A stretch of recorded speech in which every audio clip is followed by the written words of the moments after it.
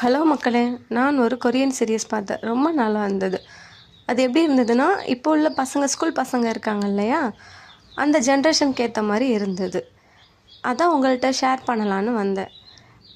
சீரியஸோட name என்னன்னு பார்த்தீங்கன்னா teacher lesson. ஸ்டோரியை பார்க்குறதுக்கு முன்னாடி எல்லோரும் என்னோடய சேனலை சப்ஸ்கிரைப் பண்ணுங்கள். இதுதான் என்னோட முதல் வீடியோ. சரி, இப்போ நம்ம ஸ்டோரிக்குள்ளே போகலாமா? நம்ம எல்லோரும் ஸ்கூலுக்கு போகும்போது அலாரம் வச்சு எந்திப்போம். ஏன்டா அலாரம் அடிக்குது அந்த மாதிரி தான் எல்லோரும் யோசிப்போம். அதே மாதிரி தான் இந்த ஸ்டோரியில் ஒரு பையன் அலாரம் வச்சு எந்திக்கும் போதே அவனுக்கு எரிச்சலாக இருக்குது. ஐயோ, இன்றைக்கி ஸ்கூலுக்கு போகிறோமே, எனக்கு உடம்பு சரியில்லாமல் வந்துடாதா, இல்லை ஏதாவது எனக்கு ஆக்சிடெண்ட் ஆயிடாதா, 2 வருஷம் ஸ்கூல் போகலன்னா ஸ்கூல் படிப்பை முடிச்சிடலாமே, அந்த மாதிரி யோசிச்சுட்டே ஸ்கூலுக்கு வரான். அப்படியே கிளாஸ் ரூமை காட்டுறாங்க. அங்கே ஒரு டீச்சர் கிளாஸ் எடுத்துகிட்டு இருக்காங்க. அதெல்லாம் கவனிக்காமல் ஒரு பையன் ரொம்ப சேட்டை பண்ணுறான். அவன் யார் அப்படின்னா, அந்த ஊரோட எம்பியோட பையன் அங்கே தான் இருக்கான். அவன் சொல்கிறத எல்லோரும் கேட்குற மாதிரி ஓவராக ரூல்ஸ் போட்டுட்டு சீன் போட்டுட்ருக்கான்.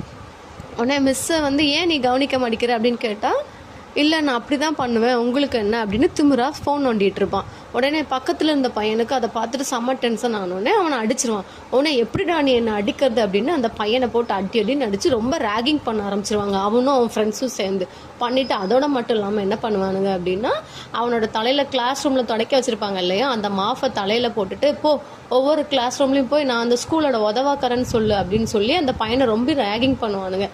அந்த பண்ணோன்னே அவனுக்கு என்ன பண்ணணும்னு தெரியாது, ரொம்ப கஷ்டமாக இருக்கும்.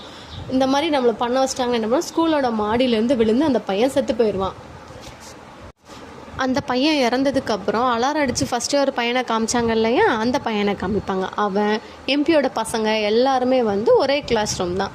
அந்த பையனை கொண்டதும் இல்லாமல் எம்பியோட பசங்க என்ன பண்ணுவானுங்கன்னா, மறுபடியும் இந்த பையனை போட்டு ஒரே ரேகிங் பண்ணுவானுங்க. இவன் என்ன பண்ணுவான், மாடியில் போய் என்னால் முடியல அப்படின்னு சொல்லி இவனும் சூசைட் பண்ண போவான். உடனே பார்த்தா அவனுக்கு சூசைட் பண்ண மனசு வராது. உடனே பயந்து போய் கீழே ஓடி வந்துடுவான். இவன் கீழே வர்றதை பார்த்துட்டு என்ன பண்ணுவான், இன்னொரு கிளாஸ்லேயே சேட்டை பிடிச்ச பையன் அந்த பையனை போட்டு அடின்னு ரொம்ப அடிப்பான். என்னடா நீ எப்போ பார்த்தாலும் அடிச்சுக்கிட்டே இருக்கிற இவன் கேட்க, உனக்கு நீ திருப்பி அடி, நான் உன்னை விட்டுருவேன்னு சொல்லி அந்த பையன் சொல்லுவான்.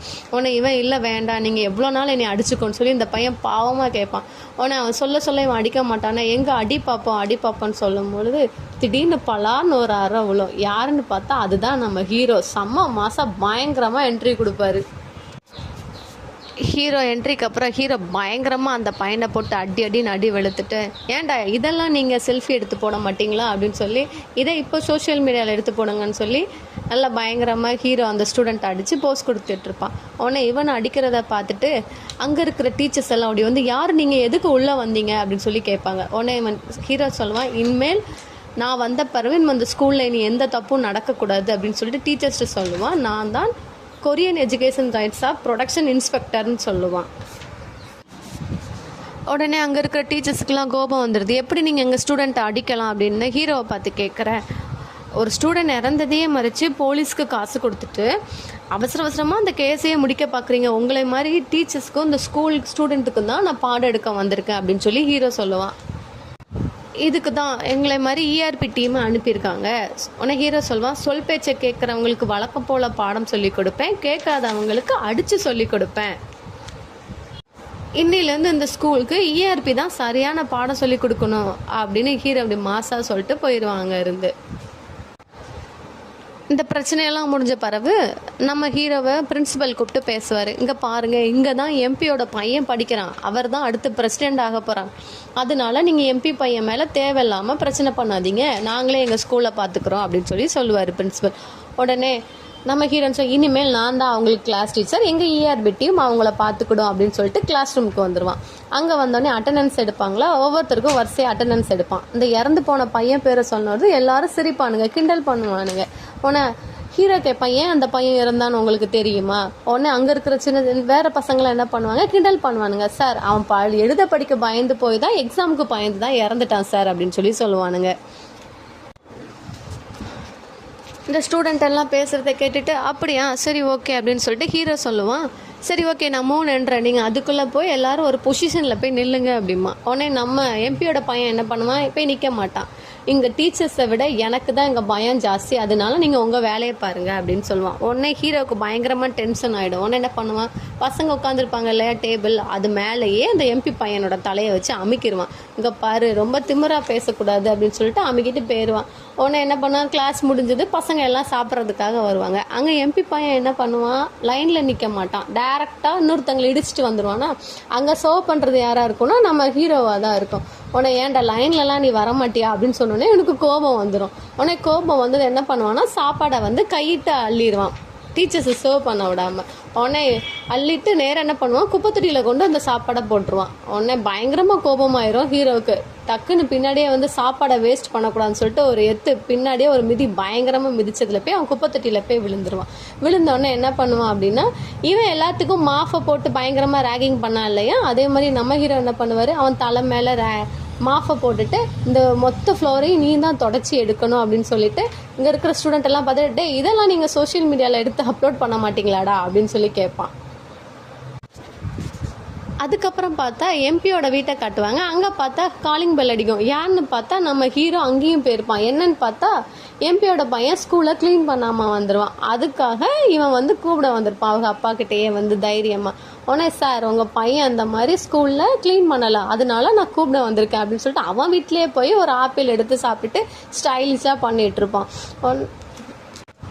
உடனே எம்பி கேட்பான், நீங்கள் யார் அப்படின்னா, இஆர்பிலேருந்து வந்திருக்கேன் அப்படிமா, நான் டீச்சராக இருக்கேன் அவங்க பசங்களுக்கு, நீங்கள் ஃபுல்லாக டீச்சரே படிச்சிருக்க மாட்டீங்களே அப்படின்னு சொல்லி எம்பி கேட்க, என்னை பற்றி எப்படி உங்களுக்கு எல்லாமே தெரிஞ்சிருக்கும், சரி சார் நான் வந்து உங்கள் பையனை கூட்டிகிட்டு போகிறேன் அப்படின்னு சொல்லி கூட்டிகிட்டு போயிடுவான். அங்கேருந்து என்ன பண்ணுவான், இவன் ஸ்கூல்லேருந்து கூட்டிகிட்டு வந்ததும் அவனை எம்பி பையனை பாத்ரூம் கழுவ விட்டுருப்பான். பாத்ரூம் நல்லா நீட்டாக கழுவுனதும் எம்பி பையனுக்கு என்னாங்கன்னா, எப்படியாவது இவன்கிட்ட தப்பிக்கணுங்கிறதுக்காக என்ன பண்ணுவான்னா அவனையே அவன் தலையில் அடித்து காயத்தை ஏற்படுத்திடுவான். உடனே எம்பிக்கு கோபம் வந்து நம்ம ஹீரோட்ட போய் கேட்பான், ஏன் நீங்கள் என் பையனுக்கு எப்படி தலையில் காயம் வந்துச்சு அப்படின்னு. உடனே நம்ம ஹீரோவில் நக்கலாக சொல்லுவான், நான் அவங்க பையனை டாய்லெட் தான் க்ளீன் பண்ண சொன்னேன், அவன் தலையில் நான் அவனை அடிச்சுக்க சொல்லலை அப்படிமா. நம்ம ஹீரோ எம்பி கிட்டேயே, உங்கள் பையனுக்கு மற்றவங்க மண்டையை அடித்து உடச்சி தான் பழக்கம், ஆனால் உங்கள் மண்டையே அடிப்பாங்கிறத நினச்சி பார்க்கல அப்படின்னு சொல்லி நக்கலாக சொல்லுவானா. உடனே அதுக்கு எம்பி சொல்லுவான், என் பையனுக்கு என்ன பிரச்சனைன்னு வந்தாலும் நான் உங்களை சும்மா விட மாட்டேன் அப்படின்னு சொல்லி சொல்லுவான். உடனே அதுக்கு நம்ம ஹீரோ சொல்லுவான், நான் வந்து மற்ற ஸ்டாஃப் மாதிரி கிடையாது, நான் யாருக்கும் பயப்பட மாட்டேன் அப்படிமா. என்னை இஆர்பி டீம்லேருந்து அனுப்பி விட்டதே அதுக்கு தான், நான் என்ன இதுலேருந்து வரேன், நீங்கள் நேரம் எல்லாமே தெரிஞ்சு வச்சுருப்பீங்களே, அப்புறம் என்ன போங்க சார் அப்படின்னு சொல்லி அனுப்பிச்சி விட்டுருவான். இங்கே இவங்களுக்கெல்லாம் பேசி முடிஞ்ச பிறகு நம்ம எம்பியை வந்து ப்ரெஸ்காரங்க எல்லாம் பார்க்க வந்திருப்பாங்க. அங்கே வந்து பார்த்தா அங்கே இருக்கிற ப்ரெஸ்காரங்களுக்கெல்லாம் திடீர்னு அவங்க ஸ்டாஃப்ஸ்க்கு எல்லாமே ஒரு மெசேஜ் வரும். என்னென்னு பார்த்தா இவனை பற்றி தப்பாக வரும், பாலியல் வன்கொடுமை பண்ணியிருக்காங்க, அதே மாதிரி எல்லாருக்கிட்டையும் தப்பாக பண்ணியிருக்காங்க, எல்லாத்துட்டையும் லஞ்சம் வாங்கியிருக்காங்க, அந்த மாதிரி மெசேஜ் வந்ததும் எல்லாத்துக்குமே ரொம்ப ஷாக் ஆயிரும். உடனே இவன் எல்லாருமே கேள்வி மேலே கேள்விக்கு ஒரு ரூம்குள்ளே போய் உட்காந்துருப்பான். யாருன்னு பார்த்தா அங்கே நம்ம கல்வித்துறை அமைச்சர் இருப்பார். கல்வித்துறை அமைச்சர் தான் இஆர்பி டீமை உருவாக்குறதுக்கே காரணமாக இருந்திருப்பார். உடனே இவனுக்கு செம்ம ஷாக்காயிரு, ஏன் இப்படி பண்ணீங்க, நம்ம 2 பேருமே ஒரே கட்சியில் இருக்கோம், என்ன மட்டும் இப்படி நீங்கள் மாட்டி விடலாமா அப்படின்னு சொல்லி கல்வித்துறை அமைச்சரை பார்த்து கேள்வி கேட்பாங்களா. உடனே அதுக்கு நம்ம டீம் சொல்லுவான், ஒரு தலைவனே நீ இந்த மாதிரி தப்பு பண்ணக்கூடாது, நீ தப்பு பண்ணால் மற்றவங்களும் தப்பு பண்ண தானே செய்வாங்க, ஃபஸ்ட்டு நீ மாட்டு அப்படி பண்ணால். அந்த மாதிரி ஒரு இஆர்பி டீமை உருவாக்க எனக்கு எவ்வளோ நாள் ஆச்சு தெரியுமா, எனக்கு 2 வருஷம் ஆச்சு நான் இதை உருவாக்குறதுக்கே அப்படின்னு சொல்லி பேசுவார் கல்வித்துறை அமைச்சர். இப்போ எல்லாருமே பற்றி வெளிச்சம் வந்துருச்சா. உடனே என்ன ஆகும் அப்படின்னா எம்பியை வந்து அரெஸ்ட் பண்ணிடுவாங்க. இவர் தான் தப்பு பண்ணாங்க அப்படின்னு சொல்லிட்டு. அதுக்கப்புறம் எல்லாம் முடிஞ்ச பிறகு என்ன ஆகும் அப்படின்னா நம்ம ஹீரோவும் அந்த அலாரம் அடிச்சு எழுந்திரிச்சான் பார்த்தீங்களா, ஃபர்ஸ்ட் எடுத்தவனே காமிச்சாங்கல்ல, அந்த பையனும் தனியாக நின்று பேசிகிட்டு இருப்பாங்க. பார்த்தா எதுக்குன்னா அந்த பையன் ரொம்ப கில்ட்டாக ஃபீல் பண்ணுவான், ஐயோ நம்மளால தான் அந்த பையன் இறந்துட்டான், நம்ம ஃபர்ஸ்டே நம்ம சொல்லியிருந்தா இறந்துருக்க மாட்டான்ல அப்படின்னு. உடனே ஹீரோ சொல்லுவான், அங்கே பாரு உன் மேலே எந்த தப்பும் கிடையாது, நீ அதுக்கு காரணம் கிடையாது, அவன் இதுக்கெல்லாம் காரணமே அந்த எம்பியோட பையன் தான், அதனால நீ ஃபீல் பண்ணாத அப்படின்னு சொல்லி போயிடுவாங்க. இவங்க 2 பேரும் பேசிகிட்டு இருக்கும்போது திடீர்னு அங்கே பார்த்தா எம்பியோட பையன் என்ன பண்ணுவான், தன்னோட அப்பாவை அரெஸ்ட் பண்ண கோபத்தில் கிளாஸ் ரூமில் இருக்கிற எல்லார் மேலேயும் பெட்ரோல் ஊற்றி கொளுத்த பார்ப்பான். உடனே டக்குன்னு ஹீரோ வந்துட்டுல, நீ எவ்வளோ சொன்னாலும் திருந்த மாட்டேன், உனக்கு அறிவே கிடையாது, என்ன பண்ணுவான் லைட்டரை பற்ற வச்சிருவான். இவன் என்ன ஆகும், இவன் மேலேயும் பெட்ரோல் கடன்னு பெட்ரோல் அப்படியே பயங்கரமாக பற்ற வச்சுட்டு போயிட்டே இருக்கும். உடனே அவங்ககிட்ட, சார் என்னை மன்னிச்சிருங்க, அதாவது எப்படின்னா ஒரு பயத்தை உருவாக்கி அவங்களோட தப்பை உணர வைக்கிறான் அப்படிங்கிற மாதிரி. ஒன்று இவனுக்கு சொன்னோன்னே இவனுக்கு பயங்கர ஷாக்காகிடும். ஐயோ இப்படி பண்ணிட்டாங்களே, என்ன மன்னிச்சிருங்க சார், மன்னிச்சிருங்க. மன்னிப்பு நீ ஏன்ட்ட கேட்கக்கூடாது, நீ அவங்க கிட்ட தான் கேட்கணும் அப்படிமா. என்னன்னு பார்த்தா அப்படின்னா, இந்த ஃபஸ்ட்டு சூசைட் பண்ணி இறந்தால அந்த பையன் எப்படி இறந்துருப்பான் அப்படின்னா, இந்த பசங்க காலிலலாம் விலை வச்சுருப்பான். இவன் போய் இவங்களை பற்றி கம்ப்ளைண்ட் பண்ண பிரின்ஸிபல் ரூமுக்கு போயிருப்பான். பார்த்தா பிரின்ஸிபல் வந்து அவங்களோட அக்செப்ட் பண்ணியிருக்க மாட்டான். இவங்கெல்லாம் எம்பியோட பையன் படிக்கிறாங்க, அதனால நீங்கள் சொல்கிறதெல்லாம் கேட்க முடியாது, உங்களுக்கு தேவைன்னா நீங்கள் வேறு ஸ்கூலுக்கு போய்க்கோங்க அப்படிங்கிற மாதிரி மிரட்டியிருப்பாங்க. இந்த பையனோட அப்பா வந்து கம்ப்ளைண்ட் பண்ணி போராட்டம் பண்ணியிருப்பாங்க. பட் எந்த இதுவுமே இருக்காது, எல்லாத்தையுமே மறைச்சிருவார் பிரின்ஸிபலும் இந்த பசங்க. ஏன்னா இவங்கெல்லாம் பணக்காரங்க பசங்க இல்லையா, அதனால மறைச்சிருவாங்க. உடனே அந்த பையன் என்ன பண்ணியிருப்பானே, டேரெக்டாக போய் எம்பியோட பையன் காலில் போய் விழுந்து, சரி ஓகே எந்த ப்ராப்ளம்னாலும் எனக்கே இருக்கட்டும், ஆனால் எங்கள் அப்பாவை எதுவும் பாதிக்கக்கூடாது அப்படின்னு சொல்லி காலில் விழுவான். நீ என்னன்னாலும் சொல்லு, நான் பண்ணுறேன்னதுக்கு எம்பி பையன் என்ன பண்ணியிருப்பான்னா செத்துப்போன்னு சொல்லியிருப்பான். அதனால தான் அந்த பையன் சூசைட் பண்ணியிருப்பான். ஸோ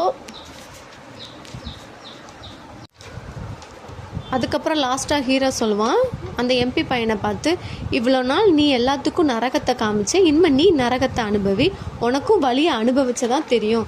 இந்த மாதிரி பிரச்சனைகளெல்லாம் கண்டுபிடிக்கிறதா நாங்கள் இஆர்பி டீமே உருவாக்கணும் அப்படின்னு சொல்லி அங்கேருந்து போயிடுவான். போயிட்டு அதுக்கப்புறம் என்ன ஆகும் அப்படின்னா, பிரின்ஸிபலையும் அரெஸ்ட் பண்ணிடுவாங்க. ஏன்னா அவரே தப்பு ஒத்துக்கிடுவார் ஓகே அப்படின்னு. அந்த எம்பியோட பையன், அதுக்கப்புறம் அந்த பையனோட சாவுக்கு யாரெல்லாம் காரணமாக இருந்தாங்களோ அந்த பையனையும் அரெஸ்ட் பண்ணிடுவாங்க.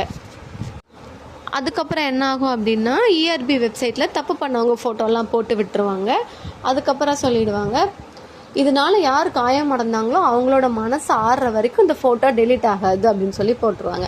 அதுக்கப்புறம் கல்வித்துறை அமைச்சரும் நம்ம ஹீரோவும் மலைக்கு போகிற மாதிரி இருக்கும். அங்கே வந்து ஒரு பொண்ணோட சமாதி கீழே பூங்கொத்து வைக்கிற மாதிரி இந்த எபிசோடு முடிவடைந்தது. இதுக்கப்புறம் நாளைக்கு செகண்ட் எபிசோட் பார்க்கலாம்.